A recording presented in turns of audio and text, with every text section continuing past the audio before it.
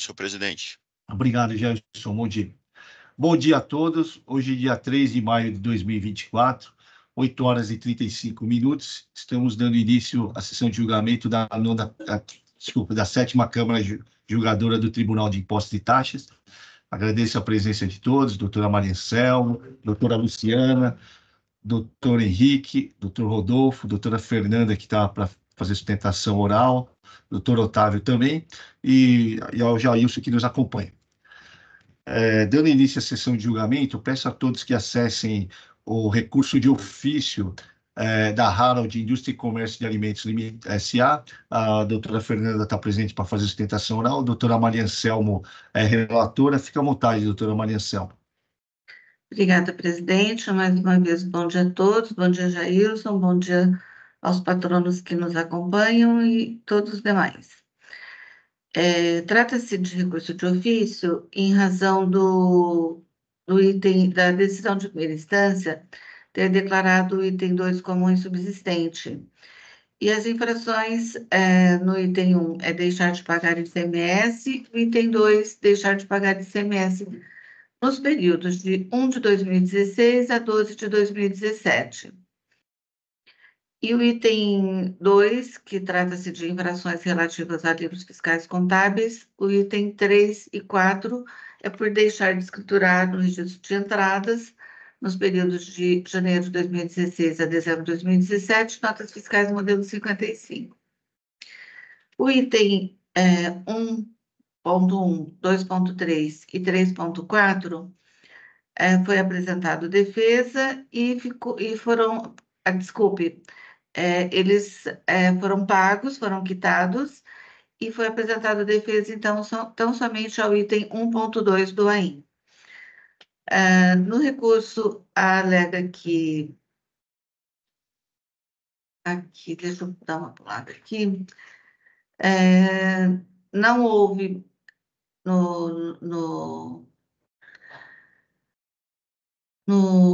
houve colocação da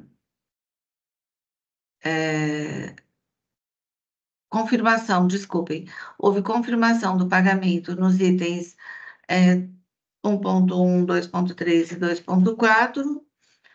O julgamento foi convertido em diligência as folhas 7.558 a 7.559, para que o autuante se manifestasse a respeito das alegações da contribuinte sobre a mudança de procedimentos resultantes da Emenda Constitucional 87 de 2015.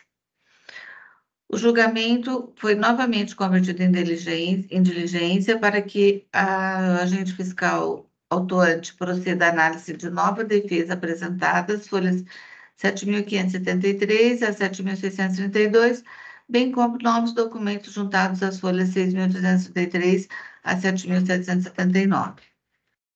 Houve manifestação fiscal, foi deferido pelo delegado tributário pedido de retificação de julgado de defesa relativo à decisão de folhas 7.791 a 7.796, em virtude de erro no cancelamento do imposto exigido, bem como pelo valor envolvido no AIM, será acima de 20 mil FESP na lavratura.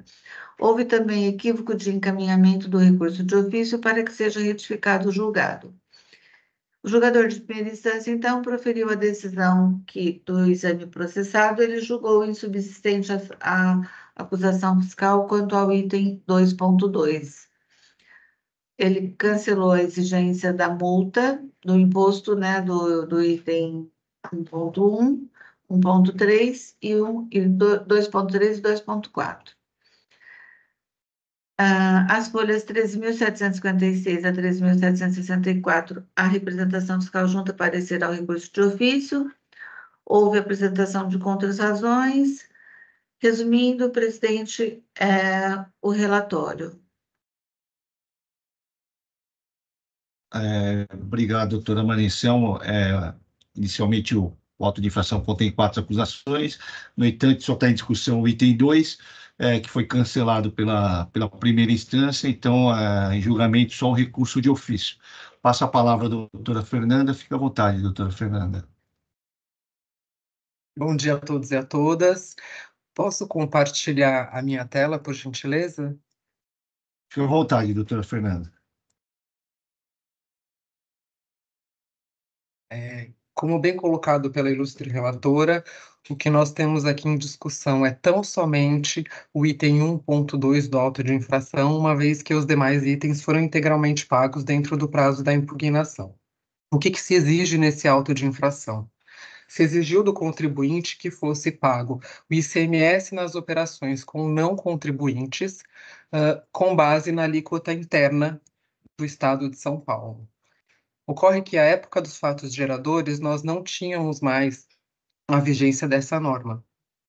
Houve alteração da legislação por meio da Emenda Constitucional 87 de 2015, de forma que o ICMS nas operações interestaduais com não contribuintes passasse a ser dividido entre o estado de origem e o estado de destino. E durante um período, houve a divisão do diferencial de alíquotas entre o estado de origem e o estado de destino. Então, inicialmente, exigiu-se do contribuinte o recolhimento à alíquota interna.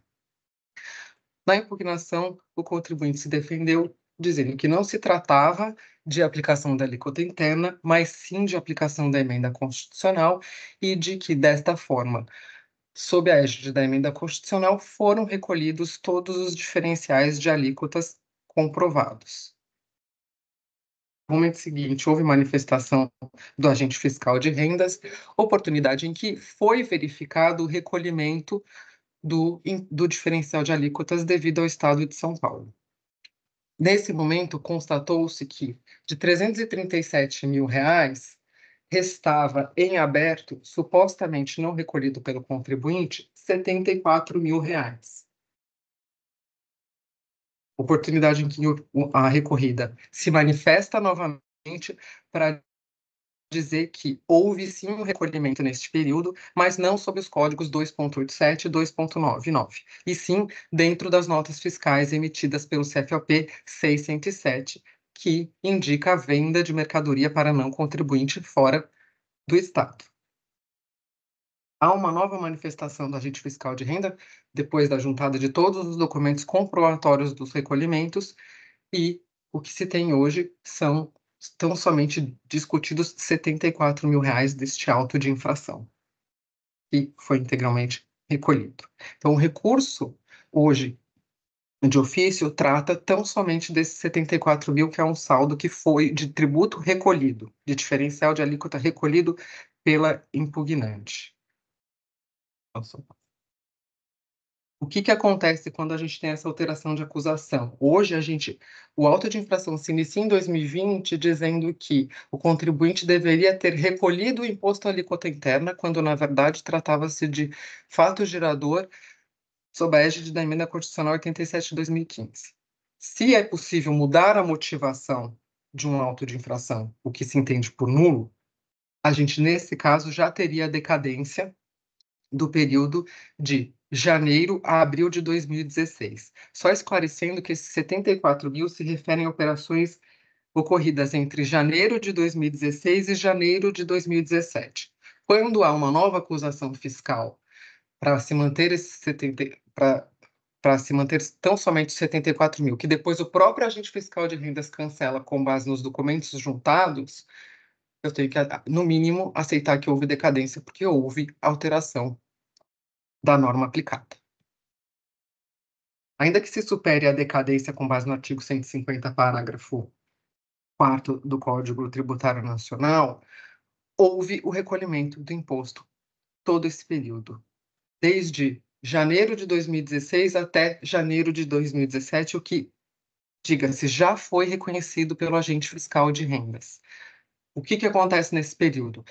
A norma passou a viger em janeiro de 2016, os contribuintes não tiveram tempo hábil para se adaptar no sistema e o contribuinte, a Harold, no caso, lançou o tributo, para não deixar de pagar o tributo, não lançou o diferencial de alíquotas no código correto, mas ela não deixou de pagar em momento algum o tributo, o diferencial de alíquotas, tanto a alíquota interestadual devido ao Estado, quanto a parcela da divisão que lhe cabia.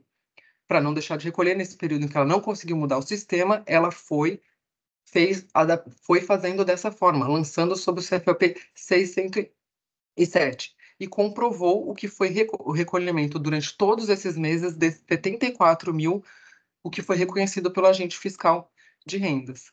Então, a gente não pode admitir que houve falta de recolhimento de diferencial de alíquotas. Foi comprovado nos autos o recolhimento integral do diferencial de alíquotas, ainda que não da forma mais correta. Há alguns equívocos que, no final e ao cabo, geraram pagamento a maior com relação ao mês de janeiro. Ao invés de aplicar a alíquota de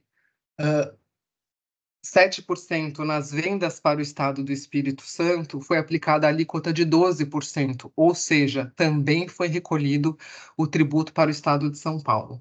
E tem uma única operação em que houve um recolhimento à alíquota interna, quando na verdade deveria ser a alíquota interestadual. Então, mesmo nos casos em que houve uma suposta falta de pagamento, o que se verifica é pagamento integral. Houve um mero erro na identificação do lançamento na GIA. O DIFAL está integralmente pago. Tem uma outra questão levantada pela representação fiscal relativa a somente 2 meses de valores ínfimos, que são mercadorias remetidas em bonificação. Tá? E, neste caso, o próprio STJ já se manifestou no sentido de que não deveria incidir ICMS nas mercadorias bonificadas, porque ela é um redutor de preço. Por fim, a manutenção do auto de infração, a restauração dos 74 mil, exigir do contribuinte um imposto, um diferencial de alíquotas já recolhido, cuja exigência, ao final e ao cabo, foi julgada inconstitucional pelo Supremo Tribunal Federal no tema 1093, porque foi instituído com base em convênio. Então, um contribuinte que tem nota A nos conformes, recolheu o tributo, recolheu o diferencial de alíquotas, será compelido se mantida a decisão, se revertida a decisão da primeira instância, da DTJ, para se exigir novamente um imposto pago. Isso eu encerro as minhas declarações. Obrigada e fico à disposição para esclarecimentos. Obrigado, doutora Fernanda, pela clareza e objetividade da sustentação oral. Passo a palavra à doutora relatora, a doutora Mariação. Doutora Fernanda, parabéns. Acho que até dispensa qualquer leitura, né? Porque foi tão claro a sua exposição, mas eu vou então ler o meu voto, é curtíssimo. No recurso de ofício, em seu parecer, a representação fiscal alega que o procedimento adotado pelo contribuinte não configura justo motivo para o cancelamento do auto de infração, onde a própria autuada confessa o erro. Ainda alega não ser de conta da competência do fisco considerar que a operação poderia ter sido corretamente escriturada e, com isso, aceitar o débito supostamente destacado a maior indevidamente. Em síntese, em sua escrituração fiscal, no momento da averiguação do fisco, o autuado não debitou o imposto relativo à parcela do diferencial de alíquota. Porém, entendo que razão não cabe à representação fiscal. Primeiramente, o que mais me chamou a atenção é justamente o fato de que as razões recursais apresentadas pela representação fiscal são totalmente contrárias à manifestação apresentada pela própria agente fiscal autuante, conforme folha 7.787 a 7.789, onde a mesma concluiu, abro aspas, que, após consideradas as alegações e feitas as conciliações de valores, restou eliminado o item 2 do AIN em questão, aí grifo. Isto é, a própria agente fiscal autuante considerou e concluiu para a eliminação do item 2, uma vez que ele foi reduzido a zero. Portanto, ao contrário do que alega a representação fiscal, por mais que tenha ocorrido um procedimento equivocado por parte da contribuinte, o qual não foi negado nem pela própria agente fiscal de rendas autuante, onde ela mesma alega que poderia caber uma advertência ao contribuinte. O item 2 foi reduzido a zero, onde, portanto, há de o considerar insubsistente. Aí eu também grifo. Assim, ao recurso de ofício é de ser negado provimento, mantendo a decisão recorrida pelos próprios fundamentos e acertados termos. Ante o exposto, conheço, porém nego provimento ao recurso de ofício. É como voto, presidente. Obrigado, doutora Maria Selmo. Em discussão, alguém tem alguma dúvida? Doutor Rodolfo, doutora Luciana? Vou deixar as mulheres hoje, Rodolfo. Tá aqui. Fica à vontade, doutora Luciana. Presidente, eu gostaria de, primeiro, parabenizar a doutora Fernanda pela sustentação oral, tá? Gostaria também de cumprimentar a doutora Maria Anselmo pelo voto, mas eu queria dar mais uma olhada com mais detalhe nesse caso, presidente, se eu queria pedir a sua autorização para levar ele em vista, para dar uma examinada com mais calma, se possível.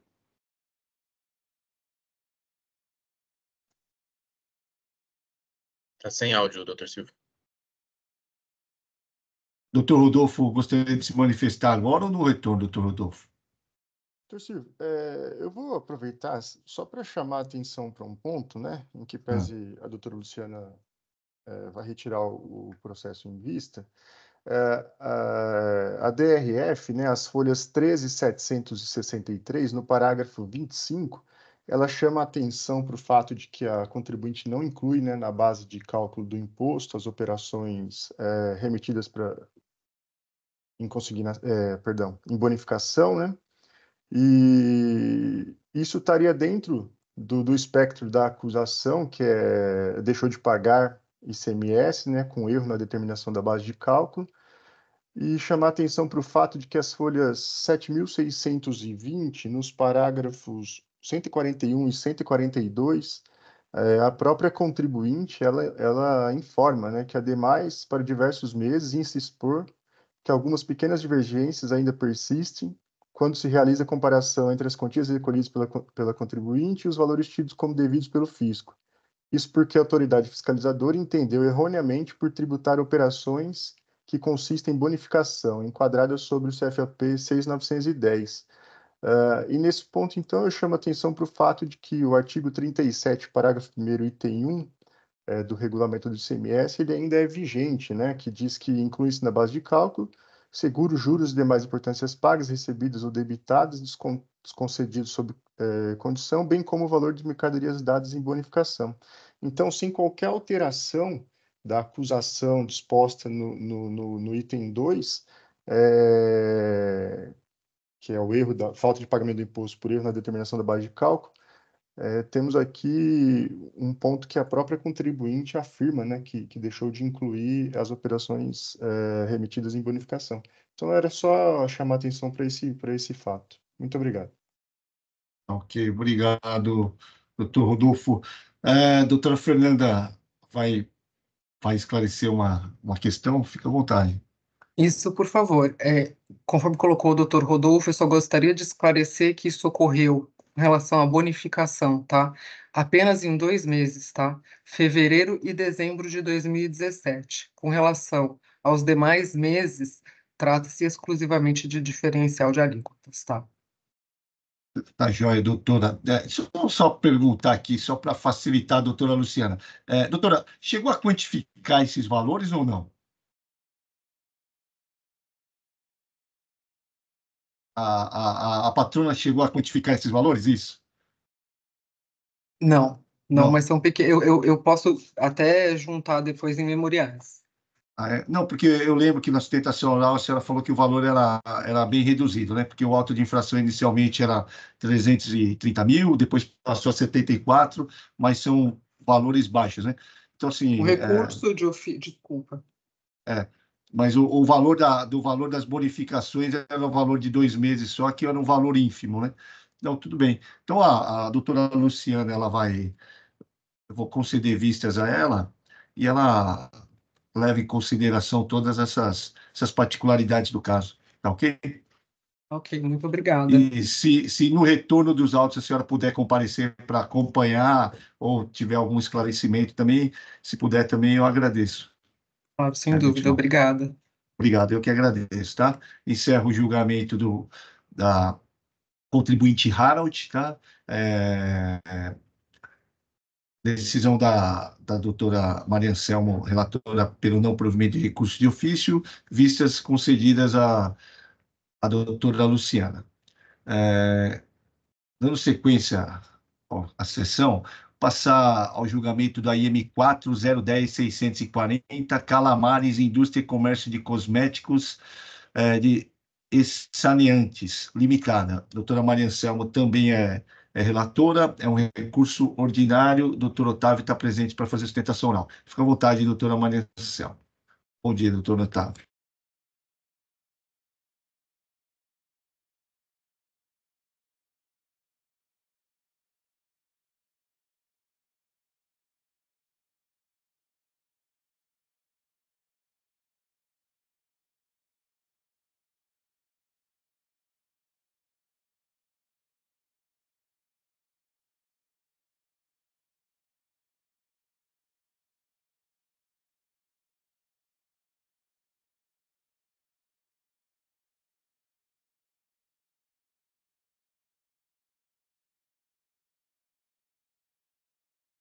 Doutora Maria Anselmo, quer passar o relatório? Estou passando o voto. Está carregando o voto, tá? Isso. Tá. Só um minutinho, tá, doutor Otávio? A doutora Maria Anselmo vai carregar o voto e ela passa a leitura dos principais pontos do relatório.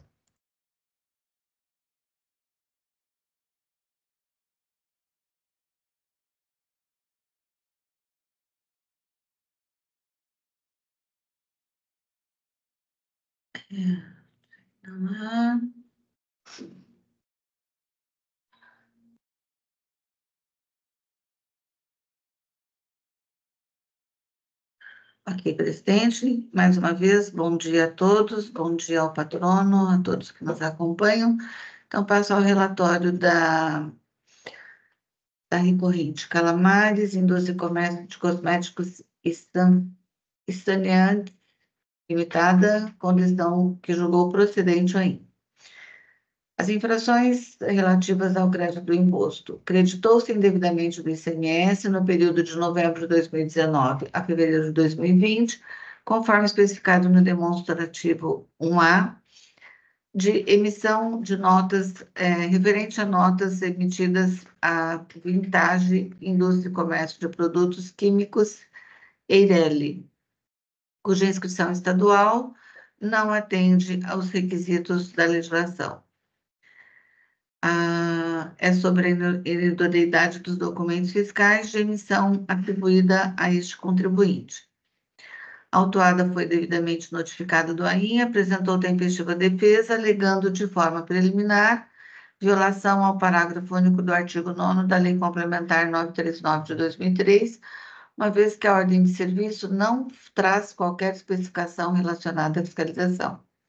No mérito, alega a regularidade das operações, sustentando que, demonstrada sua boa-fé nas operações realizadas com a empresa Vintage Indústria e Comércio de Produtos Químicos, teria direito ao aproveitamento do crédito do ICMS decorrente dessas operações. Por fim, alega o caráter confiscatório da multa e indevida exigência dos juros sobre a multa. Houve manifestação fiscal. O julgador de primeira instância, então, procedeu à seguinte decisão. Conheço da defesa interposta para, no mérito, julgar improcedente. Inconformada, a recorrente interpôs o recurso ordinário e a contribuinte requer reforma da decisão. Houve os pressupostos legais de admissibilidade, a representação fiscal apresenta suas contrarrazões, e regularmente processado veio a mim para o relato. É o resumo, presidente. Ok, doutora Maria Anselmo, obrigado. É um processo, matéria já conhecida, né? Crédito indevido, a principal tese de defesa é a boa-fé. Fica à vontade, doutor Otávio. Bom dia a todos. Como bem observado pela ilustre relatora, a matéria central é a demonstração da boa-fé da recorrente. Eu vou me apegar mais a esse ponto, nessa sustentação.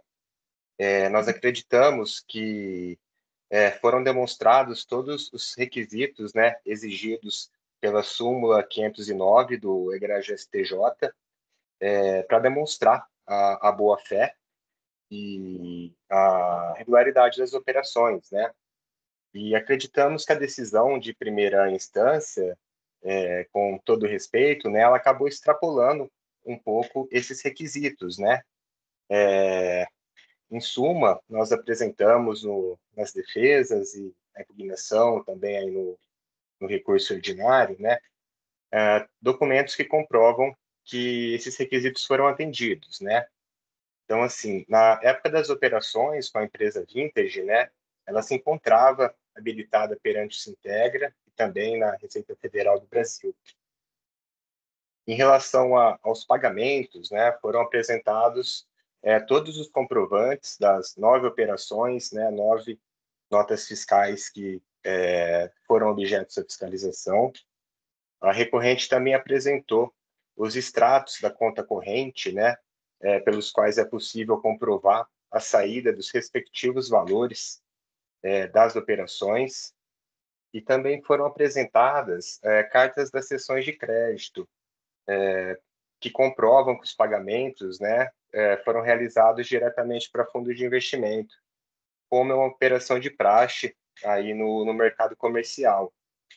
Então, assim, a gente entende que tudo que era possível apresentar em relação aos pagamentos foi apresentado, não haveria nenhum outro documento que pudesse ser apresentado de maneira adicional.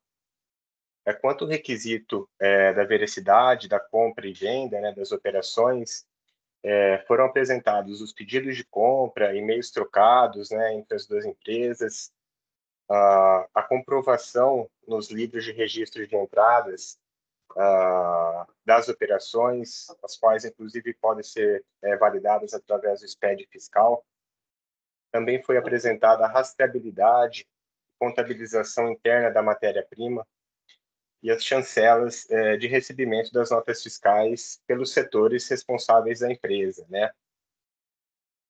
Quanto ao transporte, em todas as notas das 9 operações constam a transportadora, que inclusive é especializada, né, em transporte de produtos químicos, que tem que seguir uma série de requisitos específicos por conta do tipo de produto.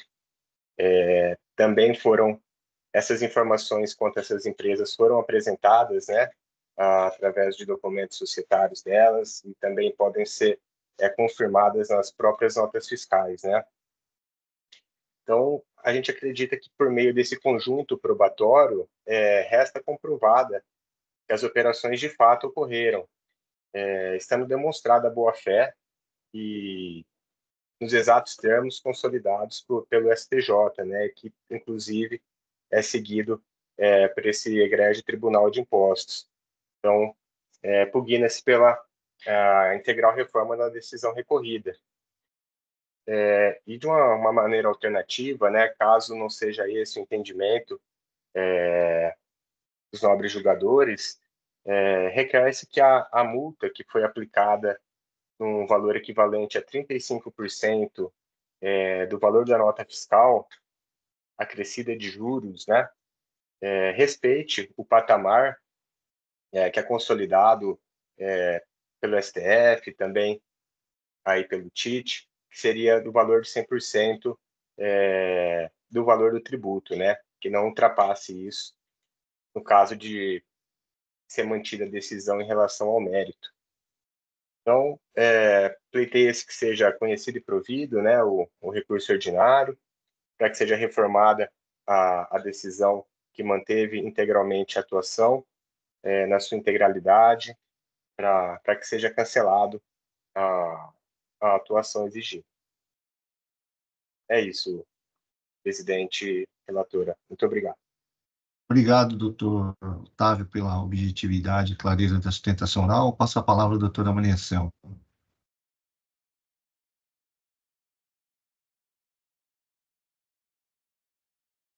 Está sem áudio, doutora Maria Selma. Obrigada, doutor Otávio. Foi muito objetivo o seu relato. Eu vou passar, então, a leitura.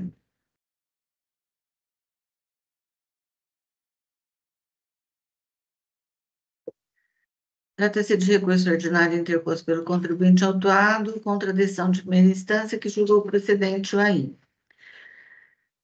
O recurso está reconhecido dos pressupostos mínimos de admissibilidade, por isso eu conheço e passo ao julgamento.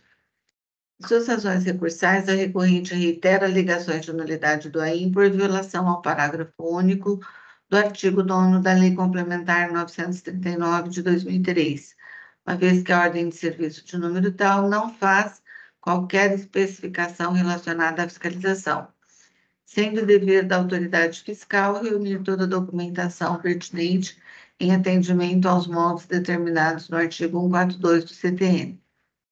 Em análise, entendo que razão não cabe à recorrente e afasto qualquer alegação de nulidade do lançamento, onde o mesmo contempla todos os requisitos de que trata o artigo 142 do CTN, estando a acusação devidamente clara e descrita, constando todos os elementos necessários ao devido processo legal, à ampla defesa e ao contraditório, a partir do que a recorrente bem compreendeu as acusações, respondendo às notificações previamente à lavratura do AIM, o que é comprovado pela defesa apresentada de folhas 2.650 a 2.709 e aportou suas precisas considerações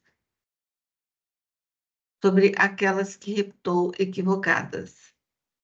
No mérito, reafirma que restou demonstrada sua boa-fé nos termos da súmula 509 do STJ, porém que a respeitável decisão recorrida considerou fatores que transbordam o entendimento do STJ quanto aos requisitos para a comprovação da boa-fé e ocorrência das operações.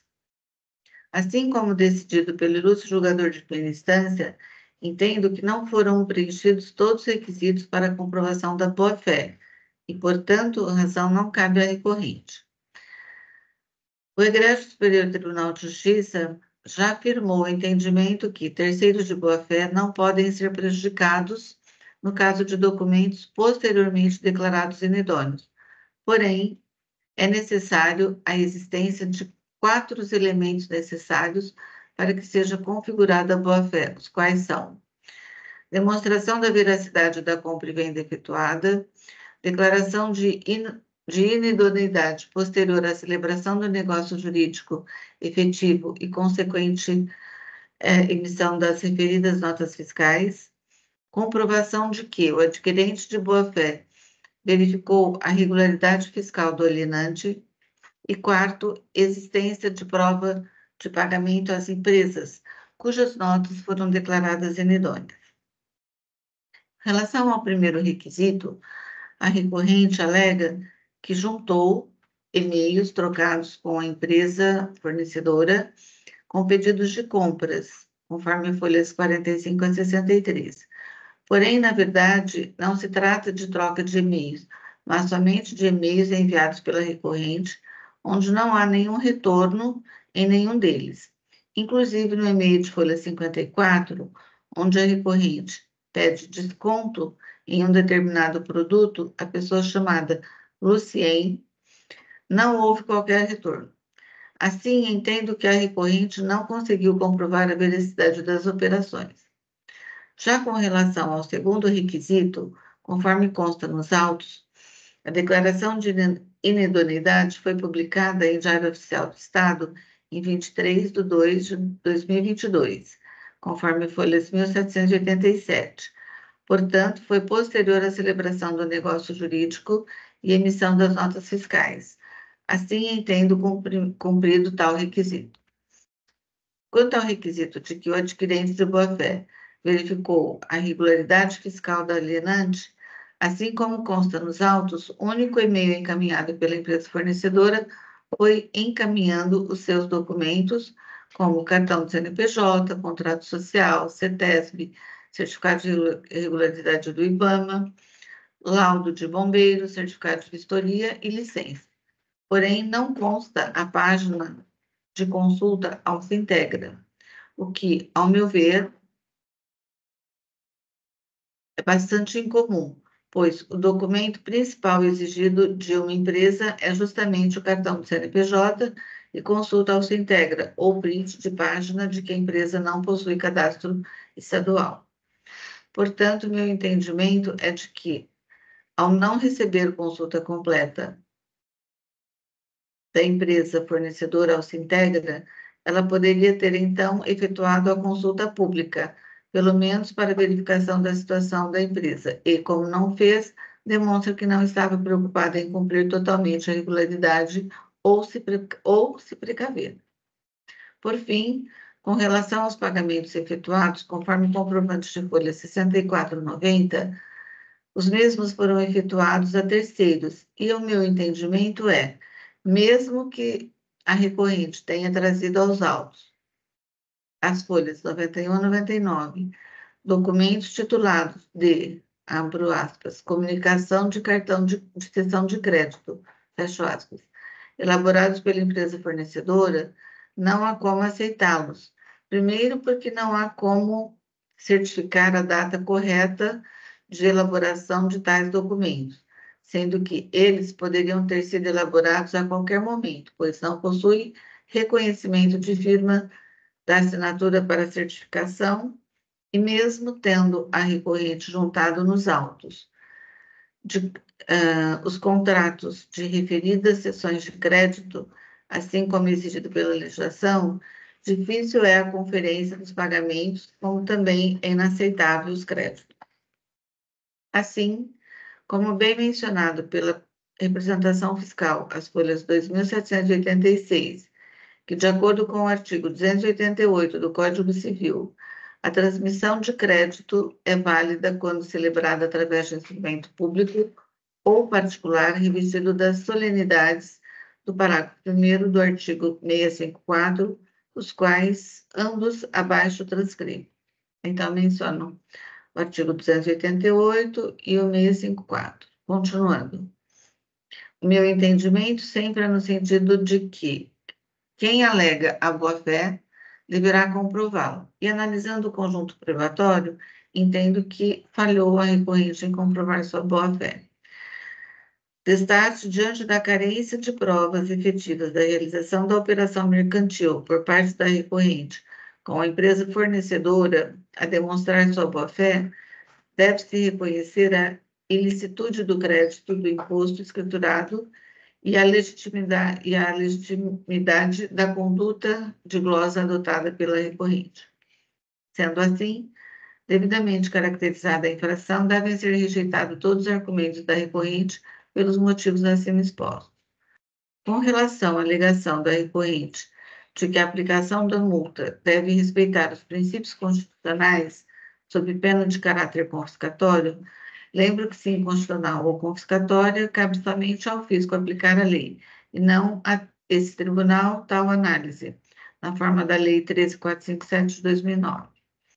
Quanto à atualização da base de cálculo da multa e aplicação de juros de mora sobre a multa, entendo que a metodologia usada está de acordo com a legislação e de acordo com o entendimento formulado deste Tribunal de Impostos e Taxas. Eu cito, então, a súmula 13 de 2018. Assim, ao contrário do alegado pela recorrente, as infrações restaram devidamente comprovadas, mantendo na íntegra a decisão proferida. Portanto, de tudo que consta dos autos, conheço o recurso ordinário interposto pela Calamartes Indústria e Comércio de Cosméticos e Saneantes Limitada e lhe nego o provimento. Coloco a apreciação dos meus pares. Presidente, é como voto. Obrigado, doutora Maria Selmo. O processo está em discussão. Alguém tem? Pois não, doutor Rodolfo. Bom dia novamente. Eu pedi a palavra para cumprimentar a doutora Maria Anselmo, né, pelo excelente voto. A DRF entende da mesma forma, né? Nesses casos que o contribuinte remetente, ele simula a existência de estabelecimento, simula quadro societário, né? Ou seja, que há a existência de operações simuladas, a gente sabe que, até por conta da súmula do STJ, os contribuintes acabam tomando muitos cuidados para dar uma certa aura de regularidade para a operação, né? Então, acho que as provas têm que ser bem valoradas nesses casos, e a representação fiscal ela chama atenção para as folhas 23 dos autos, né, em que há uma troca de e-mails entre a autuada e a suposta fornecedora que inclui uma terceira empresa, que é a Steinfer, né, Comercial Steinfer, algo assim. Então, acho que nesses casos em que algumas provas trazem uma terceira componente para a relação comercial que se quer provar, que inclusive o fisco mostra que está no mesmo endereço de estabelecimento da suposta fornecedora, eu acho que, valorando essas provas, a boa-fé ela fica completamente afastada, né? Pelo contrário, há elementos nos autos que indicam que a contribuinte autuada poderia até ter ciência da irregularidade da operação, né? Ela teria condição de ter ciência porque aparece uma terceira empresa, isso sem comentar os comprovantes de pagamento para terceiros, com essas sessões de crédito, né? Então, eu gostaria somente de parabenizar a doutora Maria Anselma e dizer que reflete exatamente o que a DRF pensa sobre esse caso. Muito obrigado. Obrigado, doutor Rodolfo. Está em discussão? Alguém tem alguma dúvida? Presidente. Fique à vontade. Eu só queria realmente parabenizar a doutora Maria Anselma pela análise detalhada das provas, né? Também o doutor Rodolfo pelas colocações, exatamente isso. As provas demonstram, né, que existe uma terceira empresa, né, e não há nenhuma explicação para isso, né, no seu contribuinte quer demonstrar sua boa-fé. E eu gostaria, então, de parabenizá-los, né, e vou acompanhar integralmente o voto da doutora Maria Anselma. Obrigado, doutora Luciana. Doutor Henrique, gostaria de complementar ou passar diretamente ao julgamento? Podemos passar para o julgamento, senhor presidente. Obrigado. Obrigado.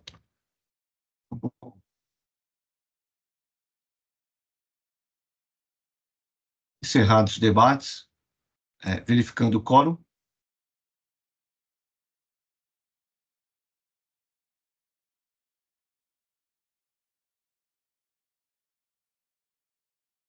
Em votação.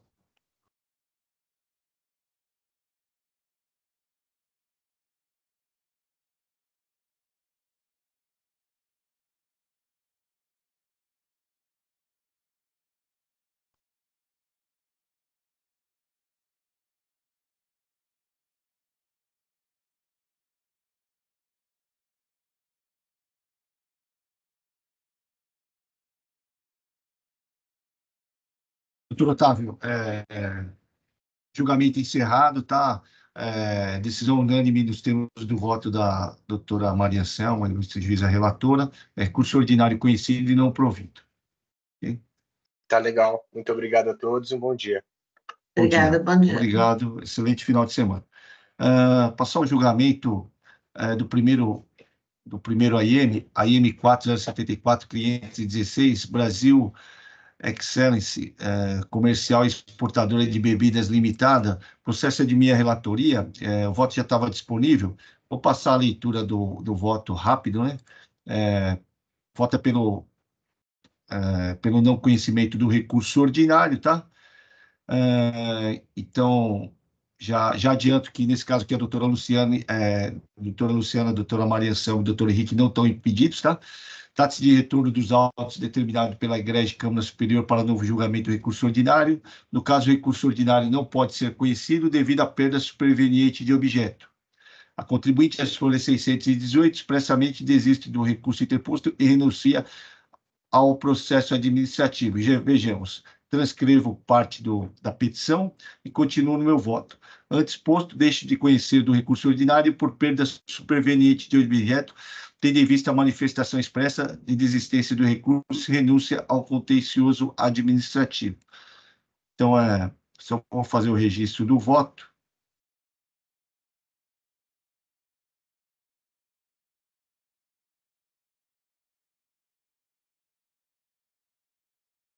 É um recurso tranquilo, tá? A contribuinte, ela interpôs petição após a interposição do recurso ordinário, em que renuncia e desiste renuncia ao contencioso administrativo e desiste do recurso ordinário interposto anteriormente. Tá? Alguém tem alguma dúvida? O recurso já está registrado, estou encerrando os debates, verificando o quórum.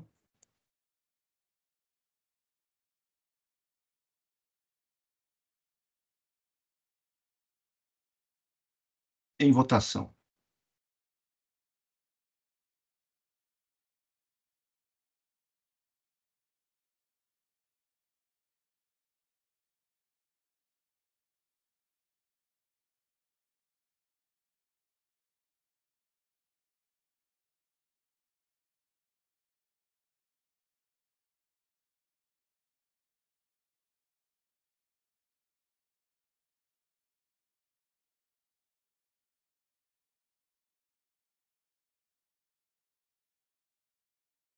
Encerrado o julgamento do AIM 4074.516, Brasil Excellence, comercial e exportadora de bebidas limitada, recurso ordinário não conhecido nos termos do voto do relator, decisão unânime.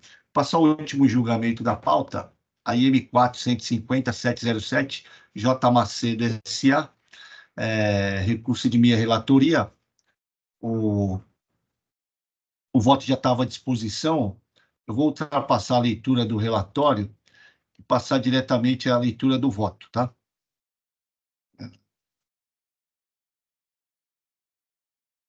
O AIM contém 26 acusações antes da item 7, tá? O AIM contém 26 acusações antes da interposição da defesa. Aí a contribuinte recolheu os itens 3, 5, 7, 9, 22, 23, 24, 25 e 26. A unidade de julgamento de Campinas, ao julgar a defesa, manteve integralmente as acusações dos itens 1, 2, 4, 6, 8, 10, 11, 12, 13, 14, 15, 16, 17, 18, 19, 20 e 21. Os itens 1, 2 e 4, 1, 2, 4, 6 do AIM se refere à acusação de falta de pagamento de imposto. Os itens 8, 11, 12, 13, 14, 15, 16, 17 e 19, crédito devido de ICMS. Os itens 10 e 18 de falta de estorno de crédito ICMS. E os itens 20 e 21 de deixar de escriturar notas fiscais eletrônicas. O recurso ordinário está estruturado em 4 tópicos recursais. Nos primeiros tópicos, de folhas 22.726 a 22.729, alega-se que as condutas infracionais dos itens 1, 2, 4, 6, 8, 10, 11, 12, 13, 14, 15, 16, 17, 18 e 19 são nulas em razão de ausência de liquidez e certeza. O argumento de nulidade repousa na tese de existência de saldo credor de ICMS no período da acusação. A tese de recursal não pode ser acolhida. A existência de saldo credor não impede a lavratura do AIM. A existência de saldo credor é levada em consideração para a incidência dos juros moratórios, mas não é causa que impede a lavratura do AIM. Além de que o crédito é direito do contribuinte e não cabe ao fisco impor a sua compensação por meio de recomposição da escrita fiscal. É de competência da contribuinte a composição da escrita fiscal. Por outro lado, o fisco tem competência legal para levar o AIM. Assim, tudo que o tema já é conhecido do âmbito desse tribunal e tem entendimento consolidado. Nesse sentido, transcrevo parte do voto do ilustre juiz Fernando Moraes Salaberry, proferido nos autos da RT 337/98 e utilizo como fundamento e razão de decidir. Transcrevo parte do voto do Dr. Salaberry nesse sentido e continuo no meu voto. Assim, não é essencial ao deslinde do caso o fato de que a conduta infracional não tenha reflexo no recolhimento, dado que a existência de saldo credor no período autuado, dada a existência de saldo credor no período autuado. Isto porque não cabe ao fisco impor a compensação do saldo credor com as condutas infracionais apuradas neste AIM. Ademais, como mencionado pela FR, as folhas tais, a jurisprudência deste tribunal tem afastado até recursal, conforme decisões proferidas em sede ordinária e especial no julgamento dos AIMs 434.655, dígito 5, 441.800, dígito 1, 420.331, dígito 1, 333, dígito 1 e 4007.323, dígito 3. No segundo tópico recursal, alega-se cerceamento de defesa em relação ao item 18, por ausência do demonstrativo número 18. Sem razão. O demonstrativo de número 18 está juntado às folhas 225 a 242. E, como explicado pelo AFR na manifestação fiscal, as folhas tais, as provas foram separadas em sequência lógica. Vejamos. Que diz o AFR, tá? As provas foram juntadas em uma sequência lógica e devidamente separadas, item a item do auto de infração. Para cada infração, há um grupo de provas separadas através da numeração. Por exemplo, infração número 1. As provas começam no item 1.1 e vão até o 1.5. Infração 2. As provas começam no 2.1 e vão até o 2.5. Né? Infração 18, as provas começam no item 18.1 e vão até 18.8. Somente os livros fiscais e guias que foram alocados em separado para não haver repetição em cada item do auto de infração. Fecha aspas. Continuo no meu voto. Ademais, ressalto que a IEM está instruído com relatório circunstanciado e, especificamente, as folhas 29, o AFR descreve as razões da acusação e informa que a contribuinte foi notificada previamente acerca do problema. Vejamos. Transcrevo parte do relatório circunstanciado que aborda a questão da acusação 18 e continuo no meu voto. Nesse cenário, não há como acolher a tese de nulidade por cerceamento de defesa, pois a contribuinte, antes da lavratura do AIM, foi notificada a informar e comprovar o estorno dos valores e a planilha de folhas 225/242 relaciona os documentos que compõem a acusação. No terceiro tópico recursal, alega-se inexistência de fato gerador de imposto em relação ao item 4. Segundo a recorrente, trata-se de transferência de mercadorias entre estabelecimentos. Assim, inexistiria fato gerador de imposto, conforme decidido pelo Supremo Tribunal Federal na ADC 49. O relato infracional do item 4 descreve a acusação de deixar de pagar ICMS no período compreendido entre as referências 1 de 2019 a 12 de 2019 por emissão e escrituração de notas fiscais eletrônicas referentes às operações tributadas com erro na determinação da base de cálculo. Consta no relato infracional que as NFEs foram emitidas para cobertar transferência de mercadorias, CFOP 6152, para outro estabelecimento do mesmo titular em outra unidade da federação.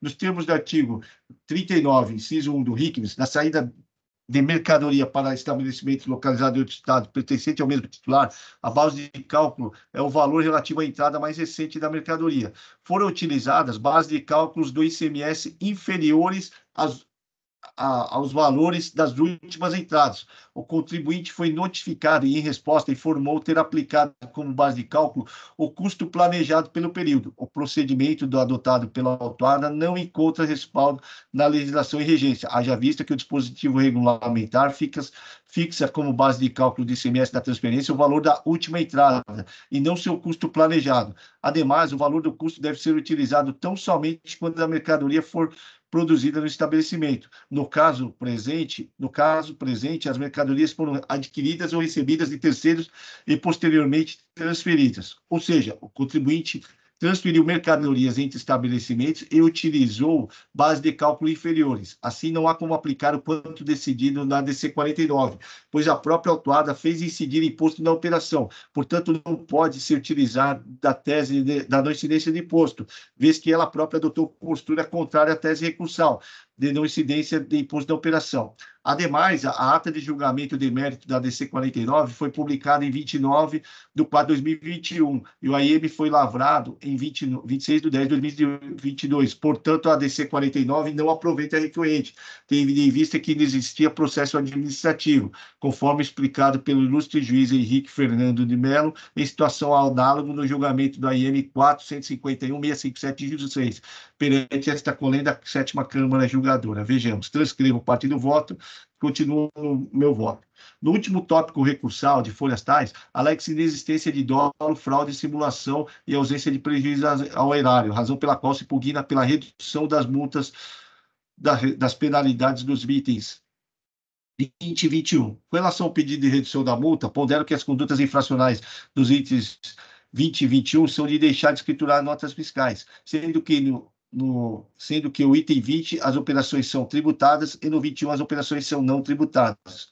Observe que as condutas infracionais não implicaram em falta de pagamento de imposto. No entanto, deixo de atender o pleito de redução das multas. A conduta infracional de deixar de escriturar notas fiscais, a meu ver, é grave, pois atinge a integridade dos registros de entrada do estabelecimento, ainda mais no caso dos autos, vez que a empresa autuada é empresa de grande porte, conforme se verifica no demonstrativo 6, pois o mesmo informa que no período de outubro de 2021 a setembro de 2022, o faturamento foi de 640.857.857,66 reais. Ainda a DRF, as folhas tais, informa a existência de antecedentes fiscais que militam contra a concessão da redução.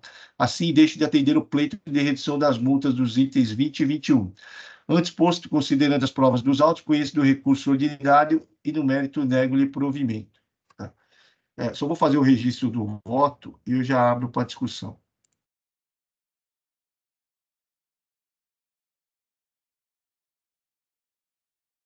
Só para entender, são diversas condutas infracionais, tá?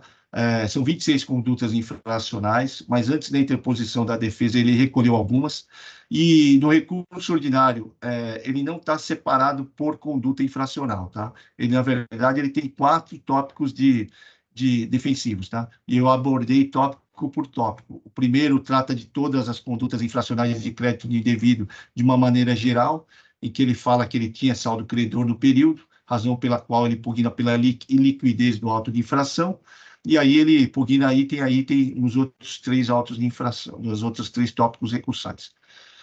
O recurso ele já estava disponível para leitura, né?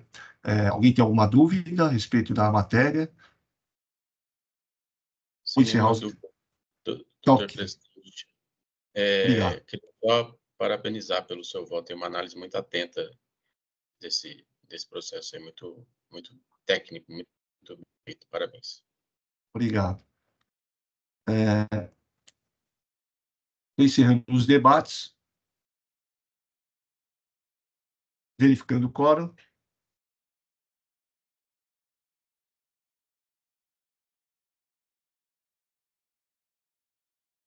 Em votação.